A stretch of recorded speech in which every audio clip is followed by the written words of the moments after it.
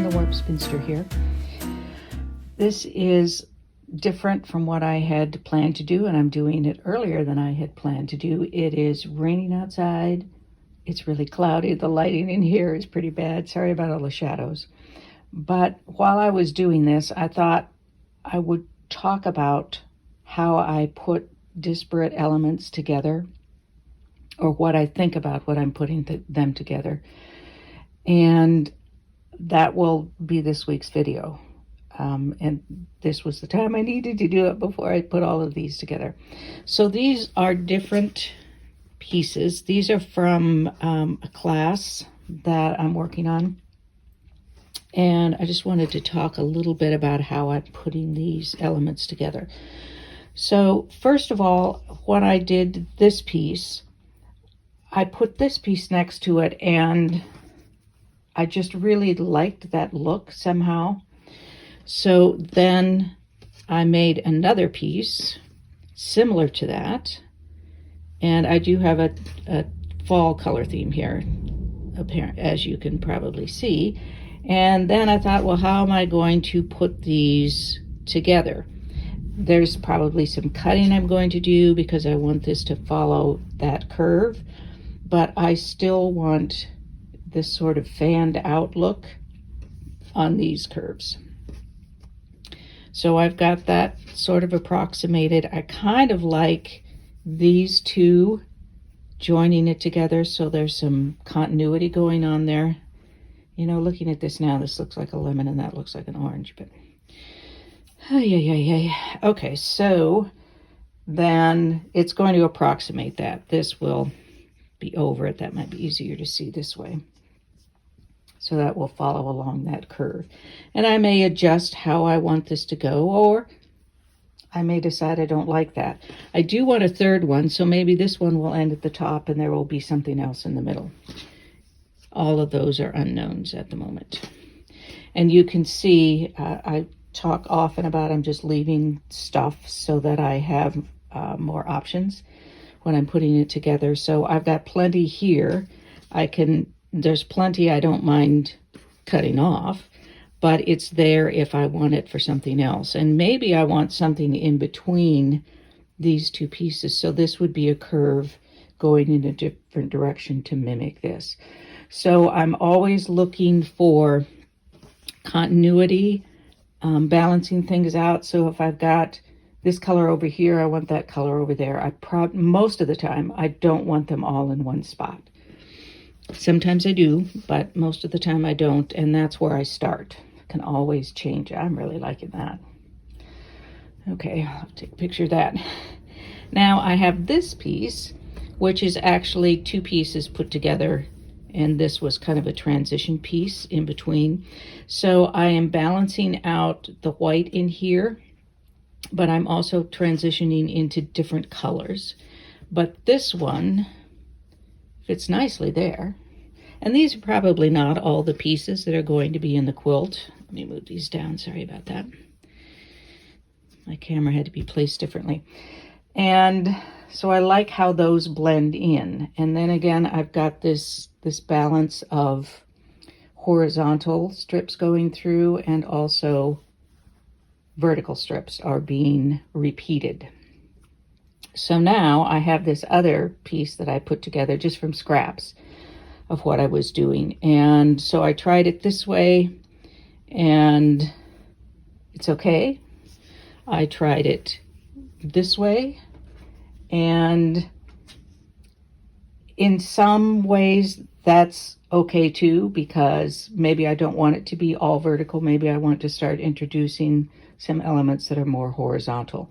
But I've still got these lines that are mimicking these vertical lines. But I'm still liking the vertical look of it. So I tried this, and when I do that, I kind of like it. And I like having this diagonal here is repeating that diagonal there, and the diagonals in these fans, I'll call them. What I notice here is that I've got white coming up against white. So I could match that up so that it ties those pieces together, because now I've got a vertical line of white. what if I try it the other way around? Let me put this under. And I continue that white line here. Now it's more obvious that that's continued because this has this white strip here, but it also has this white piece. So it's a little less visually continuous because that extra white kind of breaks up that continuous white line. But this one, because it's against, when I do it this way, it's up against a different color. So now you see that white line continuing better. Now, I'm not worried yet about how this is going to go together. Do I have to trim somewhere to put it together? It's all right. That will be coming later on. I mean, I've got this whole curve thing going on here. This may end up being cut straight. Maybe there's another piece on here. Right now, I'm focusing on this. So now, I'm picking up pieces that I have from left over from pieces. So maybe I want to, honestly, I don't know how I had this to begin with now. Maybe I want to continue now that rust color here. And because I've got some of this gold, the lightest gold going on here, maybe I want to tuck that up. This curve is left over from something else, which is very handy for me because now I can, again, repeat this color, have it flow down in so that it's a whole new shape that ties those two actually very different pieces together. So again, I'm trying to do a flow through. This balances out with this particular color over here. I have this lighter yellow scattered around. Originally, I hadn't planned to do much of that lighter gold, but I'm actually liking it mixed in there. Now, if I want this to fit in with everything else, you'll notice I have a little bit of green here and a little bit of red here, which is more prominent in some other pieces I've done. But maybe I want to do a hint of that up here. I don't want to do the whole piece in, say, the green or the red. But what I could do is do another one of these, except have a very narrow strip of green or red along here. And that will be something that can tie all of that together. Or maybe I'll have a very narrow strip of green or red going up here. And I have two different reds. There's a brighter red as well. And then I'll also want to look down here. Do I want this to be another place for the eye to rest? So I've got a large solid space here. I've got some more here. Or do I want to add in maybe some more of these diagonals, either in here or here? This, I think I probably want to leave solid, but because I have this white here, maybe I want to fit a curve of white. Let me see if I can find a white strip somewhere. I can kind of fake it for you. Say I want to introduce a white strip here that follows that curve, and then this comes in. So now I'm really continuing this look. Doesn't that look like the tuning pegs on a guitar? I like that. So in putting this together, I'm not just putting pieces together. I'm looking for transitions and ways to integrate them into the whole, so that this looks less like two pieces just put up next to each other, which wouldn't necessarily be a bad thing, but I like to try and find some continuity through it. So in this case, as I'm looking it over and thinking about why do I like that, is there something else I want to do, which I do a lot of. This, I've got a long vertical white here. Now I've got another long vertical white here and a third vertical white here. So there's my thirds, my threes. And I'm kind of liking it. You know, even as a small piece, I would do something down here. I like to have darker colors, more of the darker colors at the bottom, because that gives it visual weight. So it seems to be happy with gravity. This might do something lighter, or it might oh, this is going to have a third thing up there. Never mind. But it will probably be, because I have this medium gold and the lighter gold. Sorry, I keep leaning on the table. Sorry about the bounce. And then my other choice for gold is this darkest rust color, and that's really, I'm probably not going to do that. Let me think about that though. What if, then I might want to reverse them though, because the heavier color I might want further down. But what I could do is, instead of this being one of these two colors, I could make it this color, which is really going to blend it into there. I would have to try that and see how it looks. And then if it didn't look right, I could save it for another place on the quilt or in another quilt. But as I'm looking at this now, and it's helping me to look down through the camera, I'm seeing that I really need something green or red up here, because this just looks plopped down there with no real thought put into it. It looks like it's just a thoughtless plop. And I'm not particularly happy about that. You know, here's an opportunity for another white strip to go in there. So that might work. Let's pull this over. I've been using these white strips for piecing, so I have a limited number. Oh, I like that. I really like that. It's becoming very vertical, but I like vertical, so that may be all right. Now, something else I can think about is, in the beginning, I was thinking of this as the background fabric rather than an accent, but it's turning into the major accent. If I wanted to make this float more, I guess, then I would start just, this is now the background color, apparently, I just noticed that.